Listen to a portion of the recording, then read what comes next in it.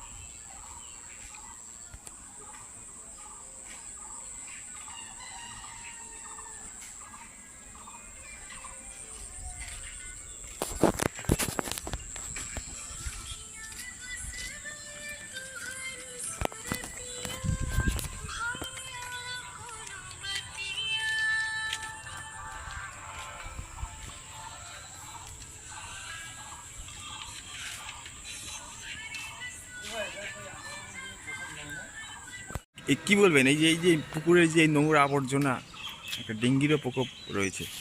এটা তো কবে থেকে বলতেছে পরিষ্কার হবে হবে, হচ্ছেই না। আর সবাই এখানে নোংরাই ফেলতেছে, না বললেও শুনতেছে না।